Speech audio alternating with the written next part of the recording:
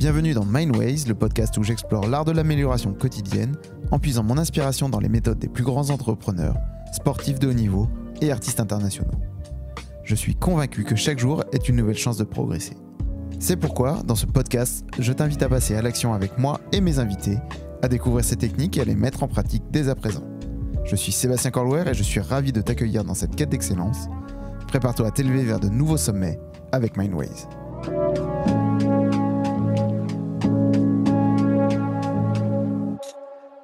Pour ce premier épisode de l'année 2024, j'ai choisi d'inviter Alison Boons qui se définit elle-même comme femme photographe aux multiples facettes avec une philosophie de vie simple, vivre chaque jour comme si c'était le dernier. Nous aborderons dans cet épisode sa rencontre avec cet appareil photo qu'elle laisse 6 mois sur une étagère avant d'ouvrir la boîte et de tourner par la même occasion une nouvelle page de sa vie. Nous parlerons de son parcours, ses premiers pas dans la photo de mariage, puis de cette rencontre qui change tout, ouvrant une nouvelle voie de photographe aquatique. Le comble, Alison a peur de l'eau, elle va combattre cette phobie pour immortaliser des moments de vie. Alison est aussi une photographe engagée, elle a choisi de magnifier les femmes meurtries par la maladie pour leur rendre ce qu'il y a de plus beau, leur humanité. Alison, bonjour, comment vas-tu ? Bonjour Sébastien, je vais super bien et toi ? Super, impeccable. Content de redémarrer l'année avec un sujet aussi sympa, donc allons-y. Sans plus tarder, est-ce que tu peux me parler un petit peu de ton parcours et donc de cette rencontre avec cet appareil photo que tu as finalement boudé pendant 6 mois ? Oui, tout à fait. Alors, avant de devenir photographe, j'étais pompier. C'était vraiment ma première passion. Je suis devenue jeune sapeur-pompier à l'âge de 13 ans et j'ai changé de voie vers l'âge de 20 ans. Et lorsque j'ai quitté ce milieu-là, j'étais un petit peu morose, on va dire. Et un ami m'a offert un appareil photo. Donc, ce fut un beau cadeau de Noël. Mais Ouais, c'est pas mal. je n'avais jamais fait de photo de ma vie. Et du coup, quand j'ai déballé, c'était un Canon 550D, pour tout te dire. J'ai paniqué en le voyant. Je me suis dit, oh là, il y a trop de boutons, c'est trop compliqué. Et du coup, je l'ai remis dans la boîte, je l'ai posé dans un coin. Et il est resté là à prendre la poussière pendant plusieurs mois. Et puis un jour, je me suis dit, tiens, quand même, j'ai un appareil photo, ce serait chouette de faire, de capturer un peu des souvenirs, parce que du coup, j'arrivais dans une période de ma vie où je rencontrais beaucoup de monde, j'avais envie de mémorer tout ça. Et donc, un jour, je l'ai sorti de sa boîte, j'ai pris 2 copines et je leur ai dit, venez, on va au bord du Rhône. J'étais à Valence à l'époque. On va se balader et on va faire quelques photos. Et là, révélation, j'ai vraiment adoré jouer avec cet objet-là parce que c'était pour moi très, très intuitif, une vraie découverte. Et je me suis plu à me dire, OK, je le fais à ma sauce, j'appuie sur tel bouton, ça a tel impact. Je peux photographier tout et n'importe quoi. Finalement, je me suis sentie libérée et c'était en paradoxe total avec ce que j'avais pu vivre les 10 précédentes années de ma vie aux pompiers où justement j'étais plutôt exécutante et très très cadrée. Et là, en fait, j'ai un peu ouvert la boîte de Pandore finalement de me dire waouh, mais j'ai champ libre en fait, je peux tout faire avec. Et ça a commencé un peu comme ça. Ce qui a découlé après vers une envie de voyage avec plusieurs tours du monde où à chaque fois, c'est pareil, j'ai documenté un petit peu ce que je faisais. Et cet appareil photo-là m'a suivi pendant 4 ans au final, jusqu'à ce que je me professionnalise. Il m'a permis d'ouvrir un blog voyage, de montrer un petit peu, de partager à mes proches les rencontres que je faisais, puisque je faisais beaucoup de portraits à l'étranger. Ouais, des gens que tu pouvais rencontrer sur les différents terrains. Et en plus, c'est pas le plus simple à aborder pour le coup. Donc, parce que forcément, il y a un côté demander l'autorisation, aller voir les gens. Enfin, c'est se confronter à beaucoup de choses avec une interface qui est l'appareil photo qui peut en plus impressionner parfois. Alors bon, le 550D, ça reste un petit appareil photo, mais ça reste un gros boîtier par rapport à ce qu'on pourrait faire avec un téléphone. Et donc forcément, ça peut mettre une barrière. Tout à fait. Et à l'époque, j'étais encore très timide. Donc, vraiment, cet appareil, pour moi, ça a été une chance parce qu'il m'a complètement révélée, libérée. Vraiment, je suis sortie de ma zone de confort pour la première fois de ma vie et je pense que je suis même allée à la rencontre de moi-même. Donc, ça a été un premier pas dans une nouvelle naissance qui, finalement, je date à partir de mes 25 ans parce que c'est vraiment ce que ça représentait, ça a tout changé avec, du coup, l'envie de devenir photographe à l'issue de tout ça. Et du coup, tu choisis malgré toi ou volontairement la photo de mariage, qui est un des exercices à la fois les plus formateurs, mais aussi les plus durs. parce que pour le coup, t'as pas le droit à l'erreur. Les alliances, c'est une fois, la sortie de l'église, c'est une fois. Donc si tu rates la photo, t'es pas bien.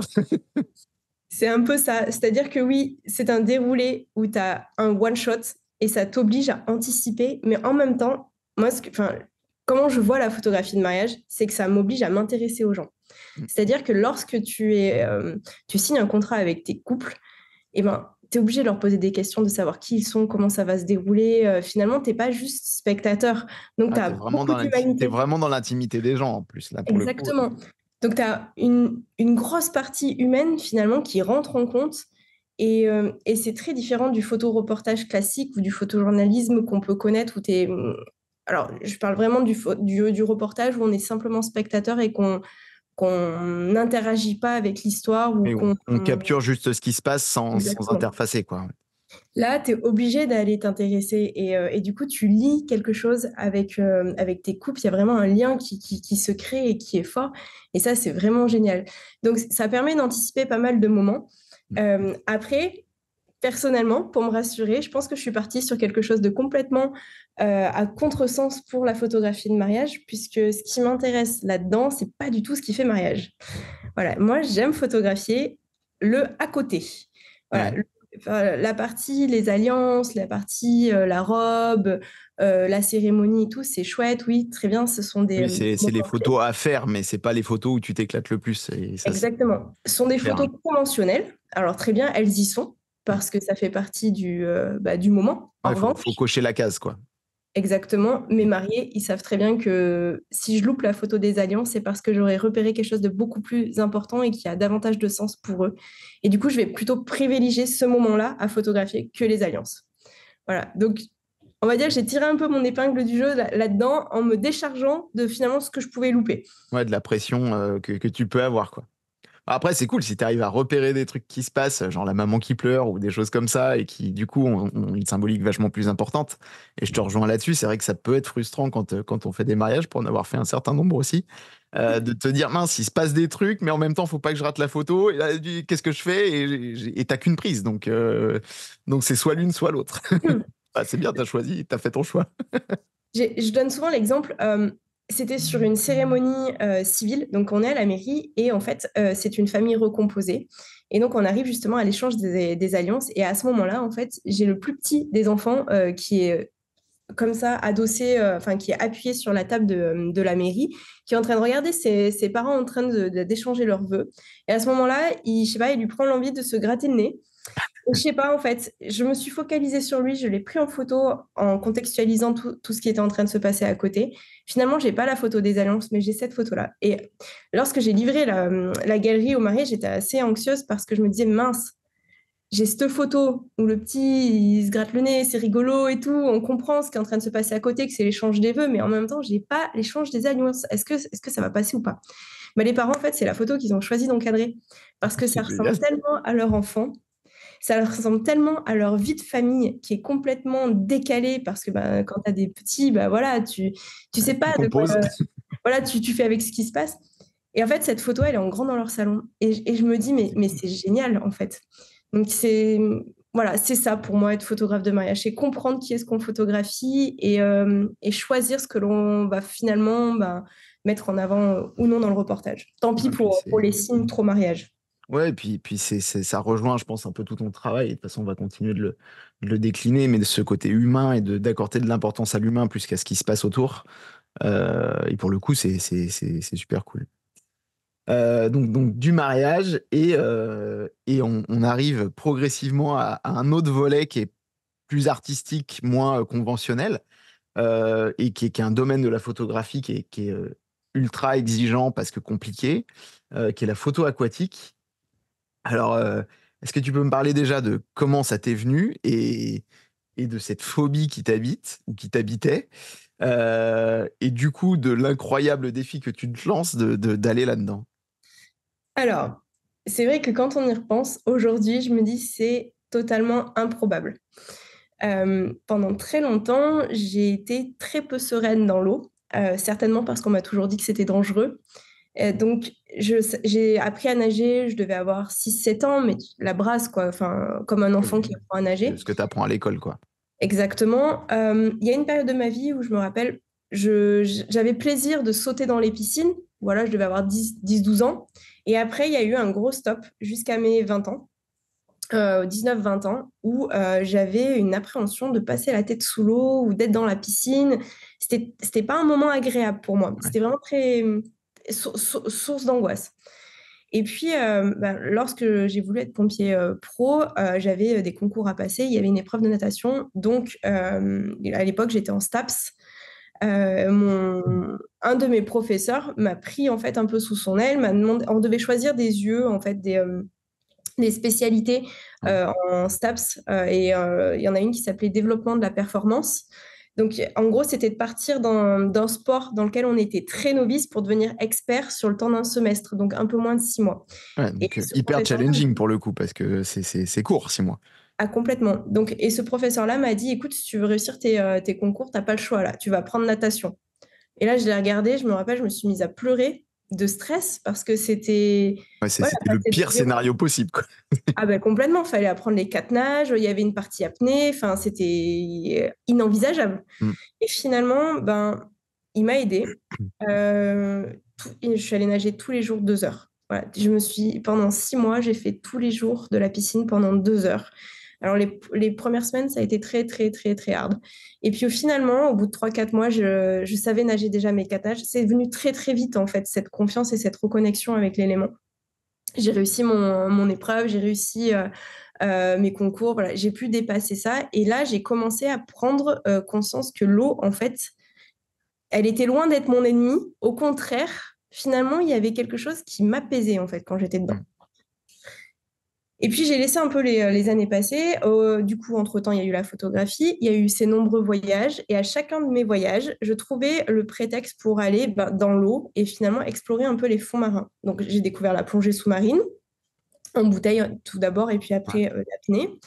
Et justement, au cours d'une de ces petites balades en palmasque tuba dans les îles, un jour, il y avait une maman qui était qui était enceinte et qui avait un petit garçon, une petite fille, enfin en gros un aîné, Ouais. avec elle, et elle était en train de le baigner à côté de moi. Et je regardais ça, en fait, je trouvais ça déjà très joli, son ventre dans l'eau qui reflétait avec la surface. Il n'y avait pas beaucoup d'eau, il y avait peut-être 1 mètre 20, 1 mètre Ouais, 30. t'es entre deux eaux, quoi. Voilà, et je trouvais ça beau. Voilà, donc moi, j'étais avec mon petit masque, mes palmes et tout, je courais après les petits poissons.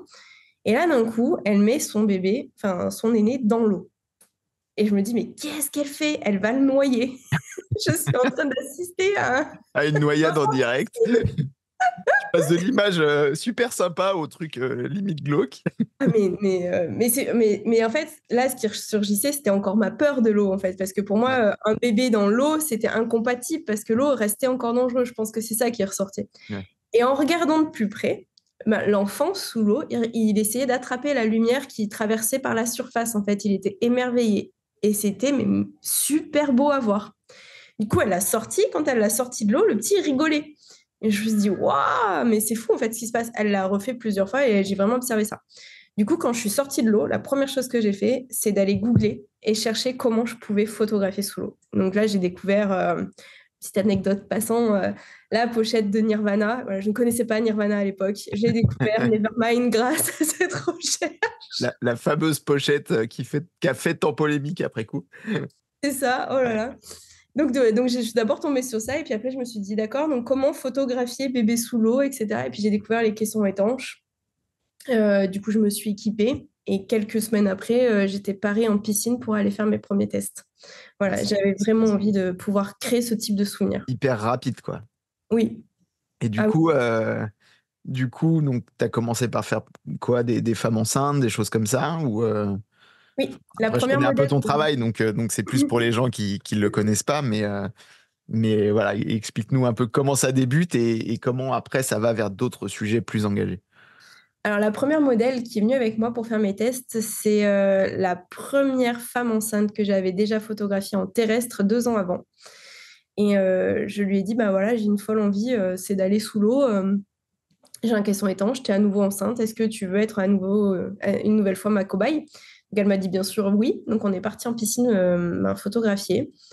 Et là, c'était extraordinaire. En fait, j'ai pris beaucoup de plaisir déjà à apprendre la technique parce que à l'époque, il y avait très peu de personnes qui en faisaient. Mm. En France, en social, il y avait même, pour dire, pas grand monde. En social, il y a très très peu de monde qui fait ça, hein. Ça, c'est un peu plus démocratisé, mais même encore aujourd'hui, c'est des choses qui se font pas Mm. beaucoup. On est en 2014 à l'époque. Je crois qu'il y a une personne qui a testé en social. J'avais trouvé un test, mais rien d'autre. Après, je voyais beaucoup des plongeurs, mais bouteilles ou documentaires. Ouais. Mais du coup, pour trouver des infos sur la technique, ça a été très compliqué. Donc, du coup, j'ai fait par moi-même. Et donc, on est sous l'eau, je la vois bouger. Et là, je comprends qu'en fait, une femme enceinte dans l'eau, c'est très agréable. Parce que c'est pareil, j'avais cette appréhension de me dire, quand on est enceinte, est-ce qu'on peut aller en piscine? Voilà, il y avait encore une fois cette peur de l'eau qui revenait à chaque fois et qui me laissait me questionner sur est-ce que c'est possible. Ouais. Cette peur, finalement, elle m'a beaucoup aidé à mettre en place mon cadre. Étant donné que j'étais pompier avant, la prévention, l'hygiène, la sécurité, c'est quand même des fondamentaux pour moi. Et le fait de me questionner de cette manière-là, j'ai vite compris qu'en fait, il fallait être accompagné, que ça ne se prenait pas à la légère. Donc, lorsque je faisais mes séances, toujours, il y avait une sage-femme qui pouvait intervenir, il y a un maître nageur qui est là pour surveiller mes séances. Il y a une petite initiation à l'apnée. Alors, sachant qu'avec les femmes enceintes, on ne fait pas vraiment d'apnée, on travaille plutôt sur de la respiration longue.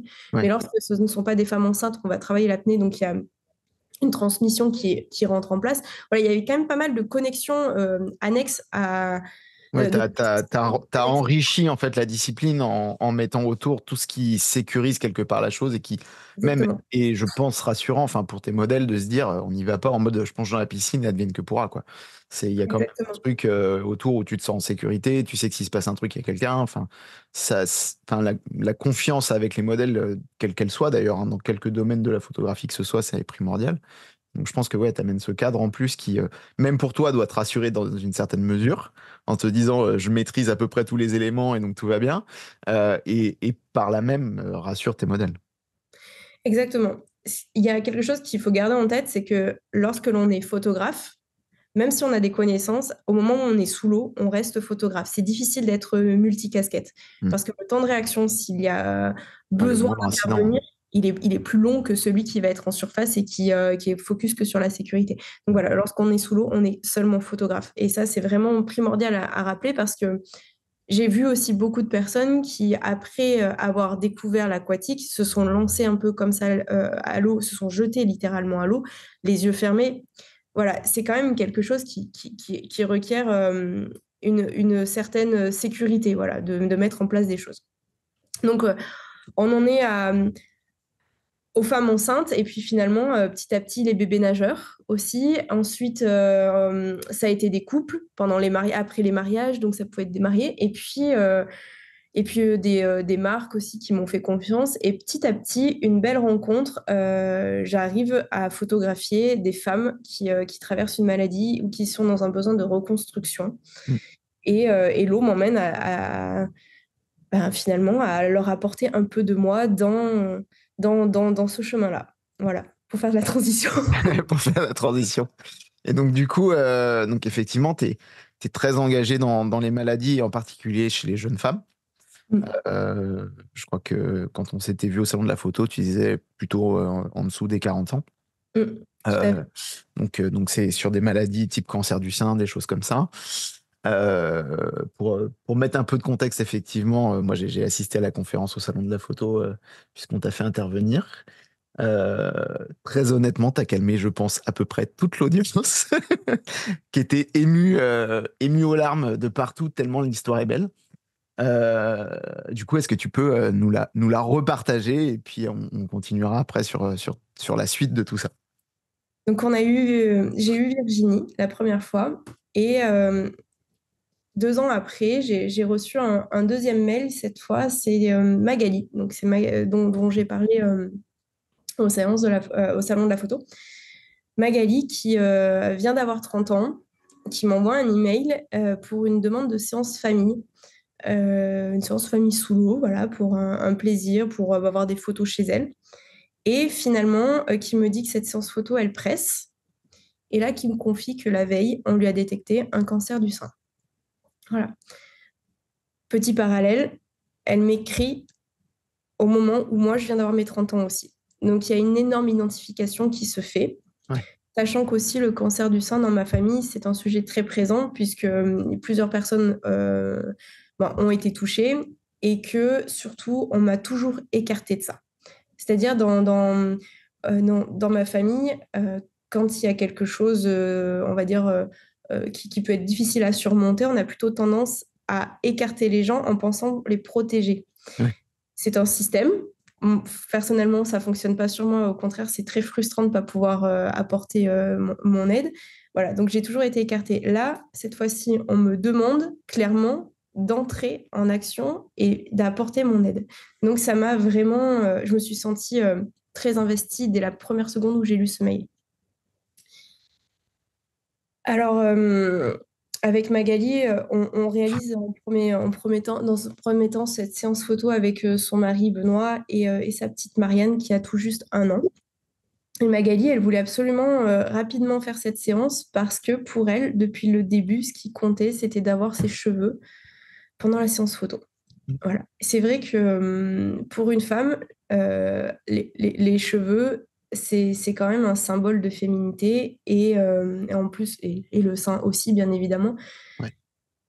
Donc, on redoute un peu le moment où il peut y avoir la chimiothérapie qui peut faire tomber les cheveux, où il faut se raser le crâne. Voilà, c'est un moment assez difficile. Donc, Magali m'avait vraiment expressément demandé à ce qu'on fasse la séance le plus tôt possible. On a fait la séance photo en famille. Magali venait de recevoir sa première dose de chimiothérapie la veille ou l'avant-veille.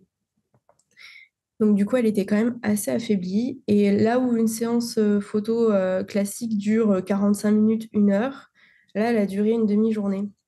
Mm. Parce qu'entre chaque immersion, Magali, elle a eu besoin d'aller prendre une douche chaude.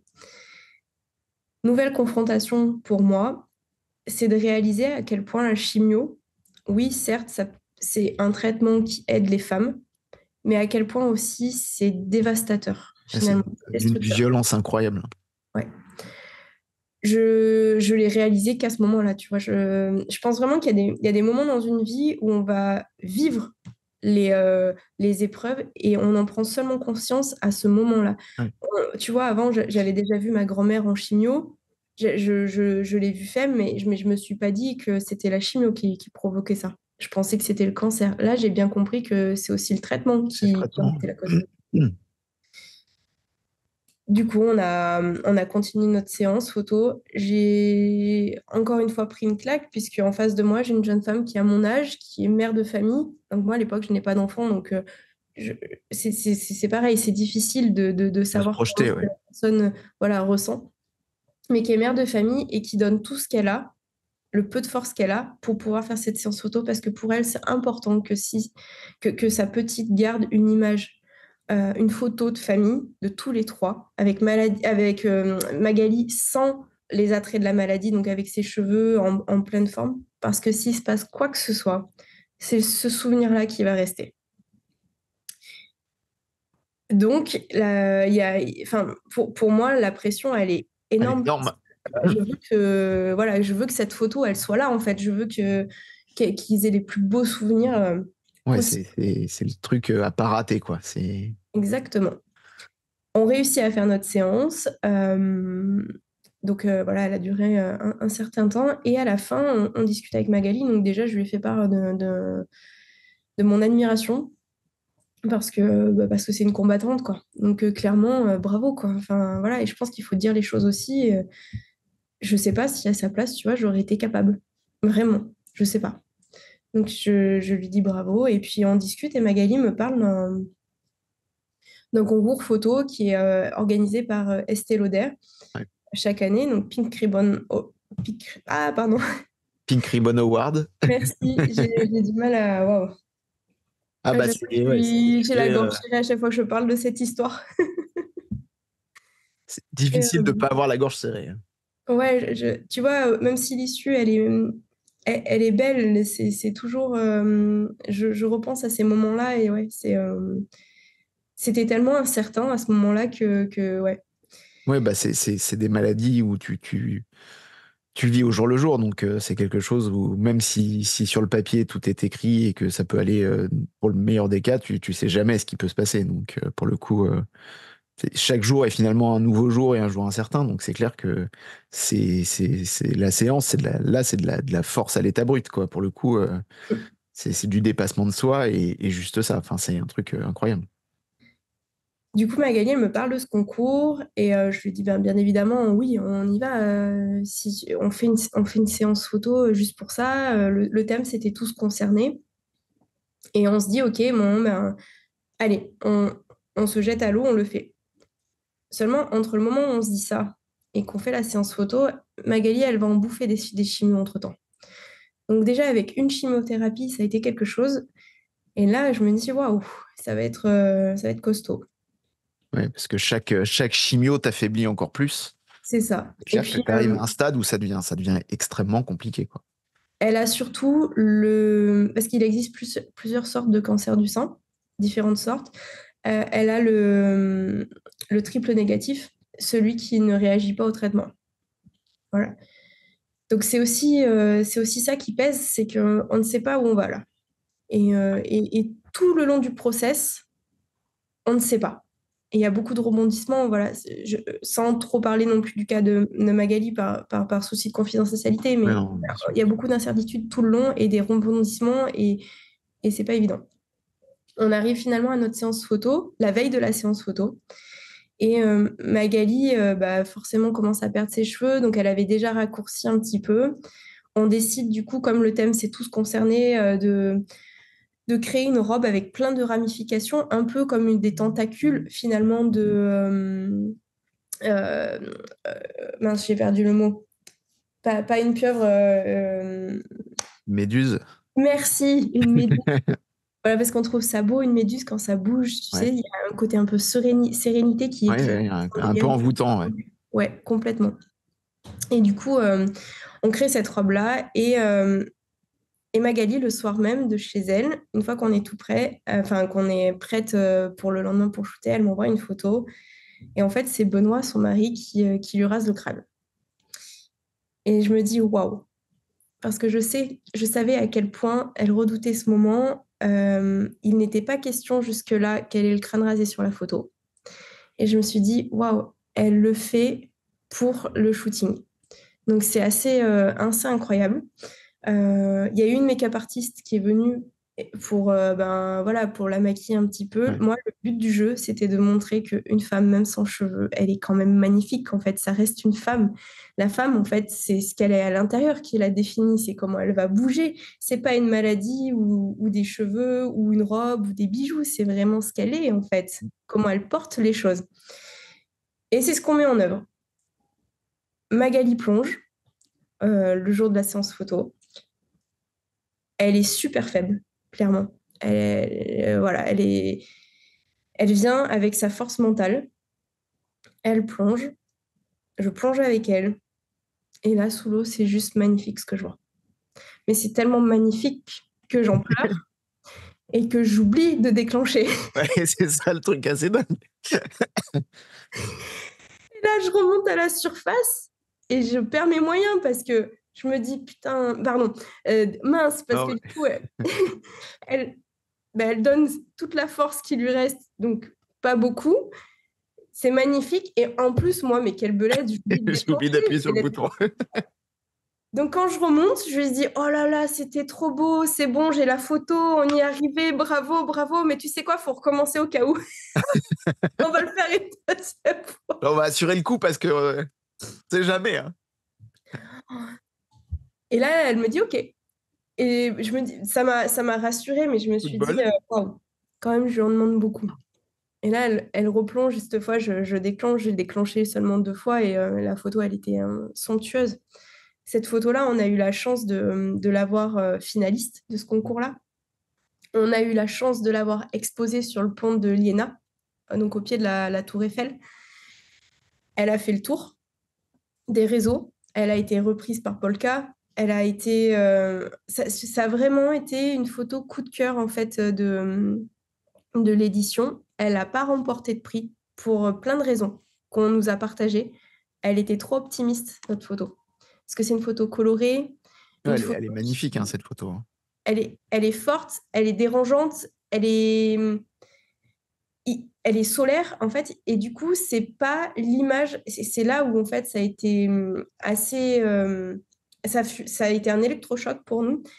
C'est quand on nous a dit que cette photo, c'est pas la photo qu'on attend pour parler du cancer du sein. Ouais, elle est pas assez dramatique, quoi. Enfin, Exactement. Et là on s'est dit, oh la vache.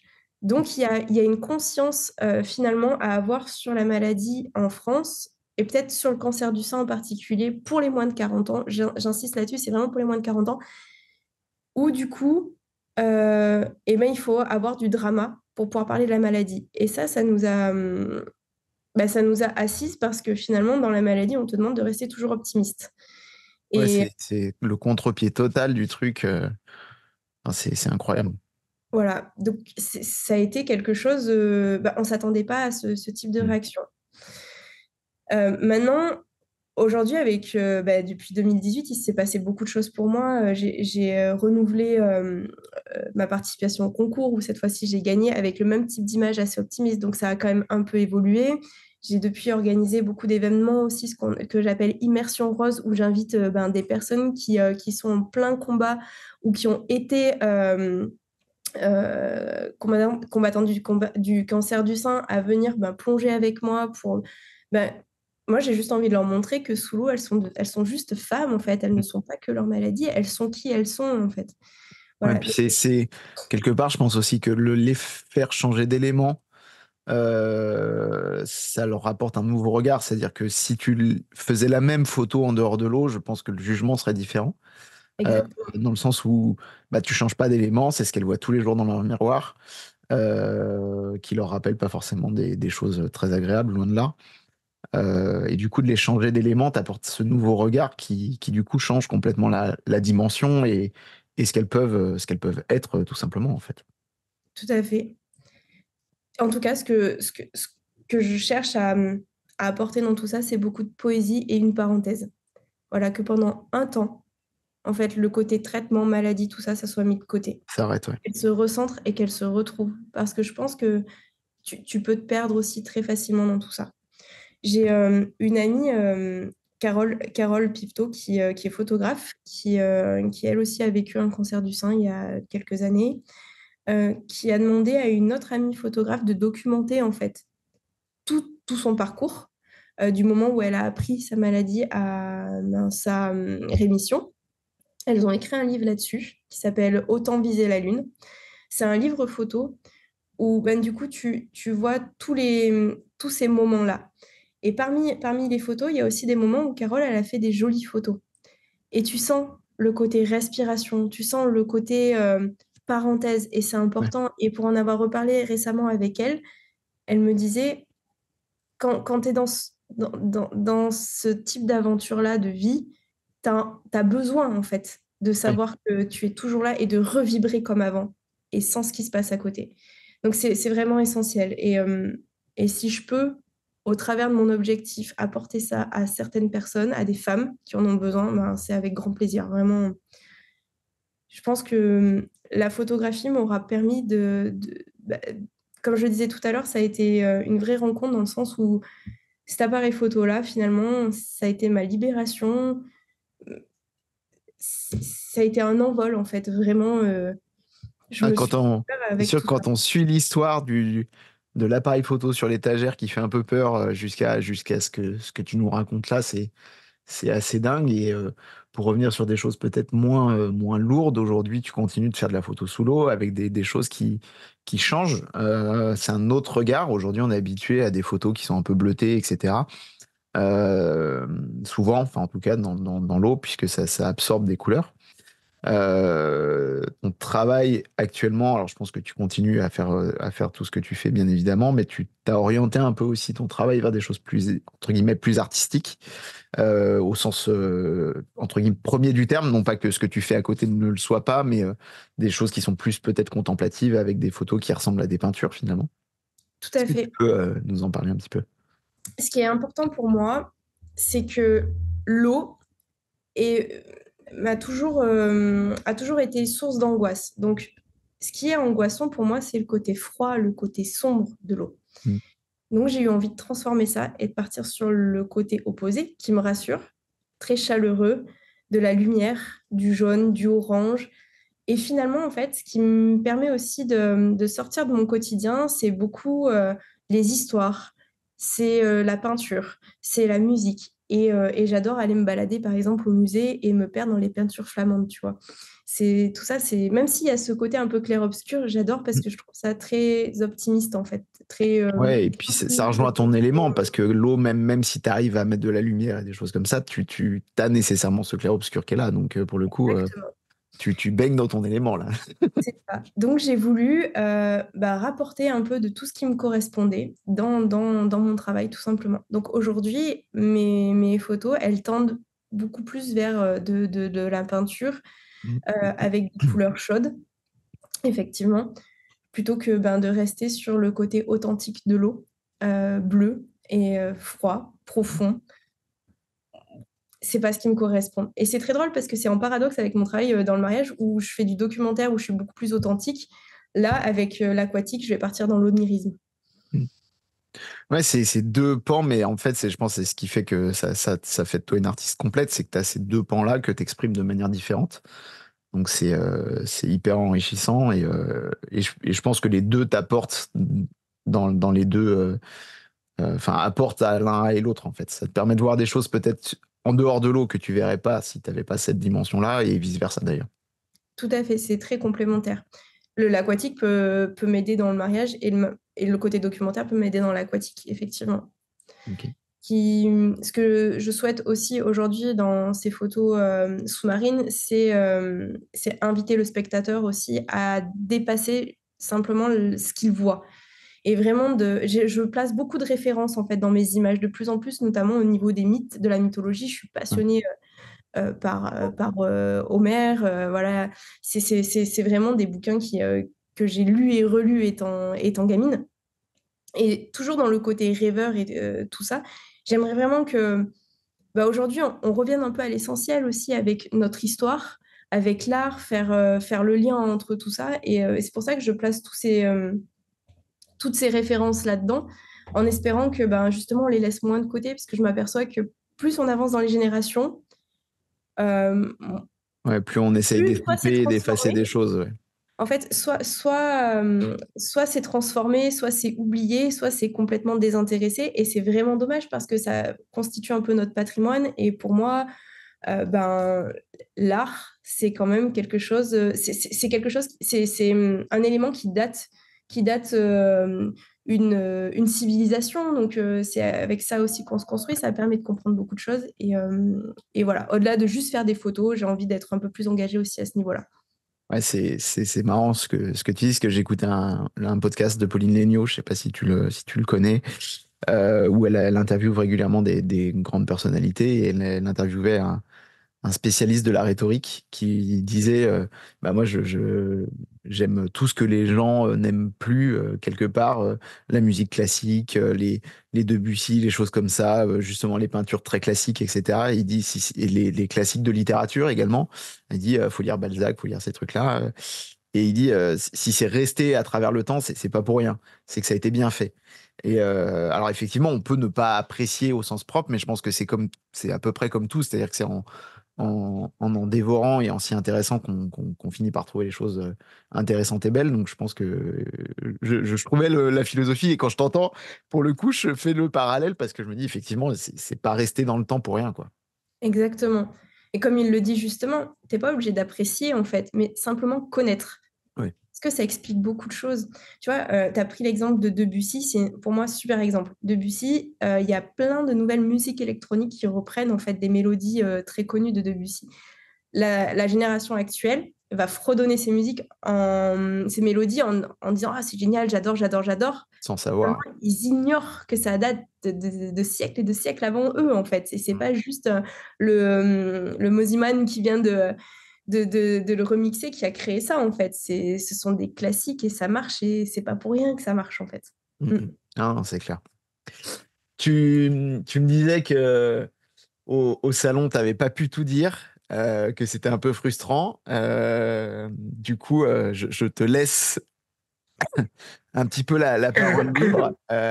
Qu'est-ce que tu aurais aimé dire que tu n'as pas pu dire Pardon. sur le salon en partageant toutes ces histoires? Parce qu'effectivement, on s'est arrêté à toute ta conférence et en particulier donc, sur l'histoire de Magali. Et encore une fois, enfin, ça serre la gorge à tout le monde tellement l'histoire est belle. D'ailleurs, pour terminer, et tu m'arrêtes si je dis une bêtise, mais l'histoire se finit bien. Elle est en rémission, si je dis pas de bêtises, Tout à fait. Tout pour, à fait. Elle a pour eu encore dédramatiser. quelques, Ouais. elle a eu quelques petites, c'est pas complications, Chut. mais petites anecdotes encore là récemment, mais globalement, elle est en rémission, donc c'est très, très positif, ouais. Ouais. Donc du C'est coup, le cas de toutes les personnes que j'ai rencontrées, notamment. ouais. Tu vois, c'est ça que j'aurais aimé raconter aussi, partager chez Canon, c'est que donc à la suite de la rencontre avec Magali, il y a eu ces nouveaux événements Immersion Rose que l'on a mis en place.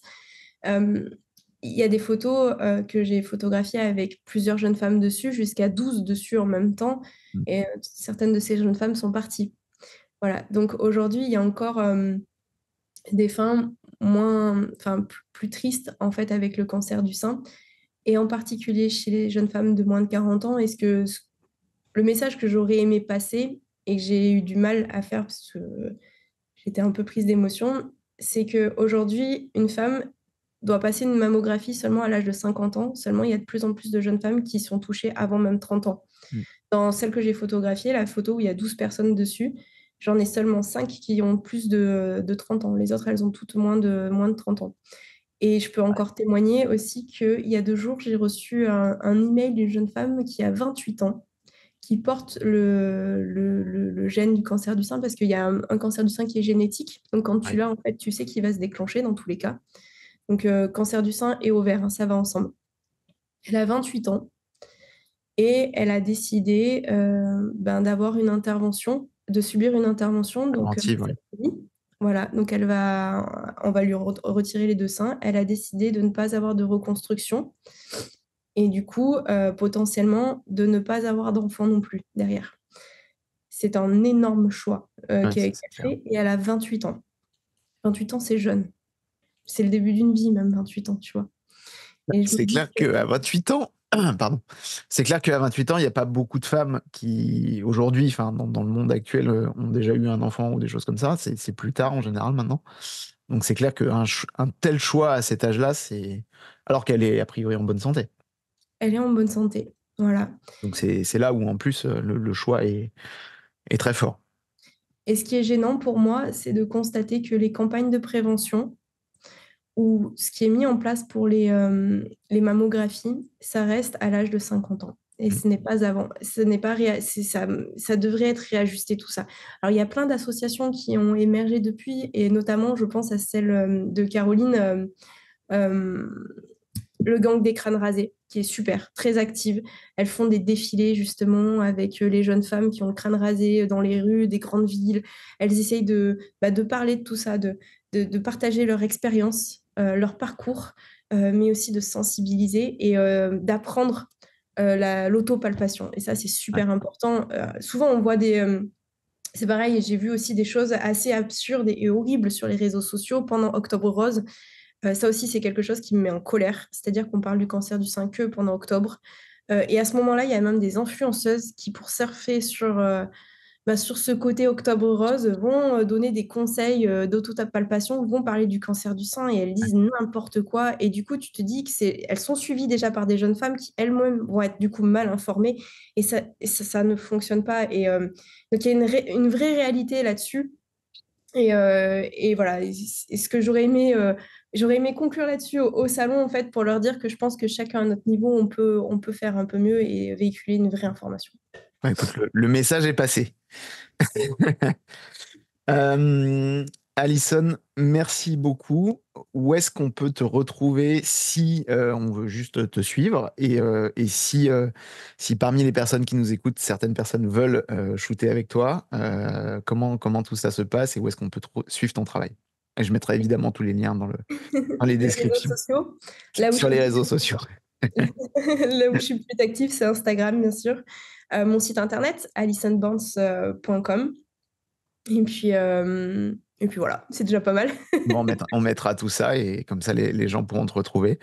Et puis, on partagera sur les réseaux, bien évidemment, pour essayer de faire un max de bruit pour parler de tout ça et exposer justement un petit peu ces belles histoires et quelque part ton combat pour assainir un peu cette situation et surtout démocratiser la prévention de cette maladie qui touche énormément de monde. Merci. Merci beaucoup, à très vite. Merci infiniment de m'avoir rejoint pour cet épisode de Mindways. J'espère que tu as apprécié cet épisode autant que j'ai adoré le faire. Explorer de nouvelles perspectives et idées est ce qui fait battre le cœur de ce podcast. Si tu as aimé cet épisode, n'oublie pas de t'abonner à Mindways pour ne pas manquer mes futurs sujets. Tu peux le faire sur ta plateforme de podcast préférée. Et si tu souhaites rester à jour avec les dernières nouvelles et mises à jour, suis-moi sur les réseaux sociaux. Tu me trouveras sur Escorlware, sur Instagram et X. Retrouve-moi également sur l'Instagram du podcast mindways_fr pour toujours plus de contenu. N'oublie pas que ton soutien est la clé de la poursuite de cette aventure. Tes commentaires, avis et partages sont toujours appréciés. Merci encore d'être à mes côtés. Reste curieux, reste connecté. N'hésite pas à m'envoyer tes questions, idées ou suggestions pour de futurs épisodes. C'est un voyage que nous faisons ensemble et j'ai hâte de continuer à le partager avec toi. Prends soin de toi et que ton esprit continue à s'épanouir. À bientôt.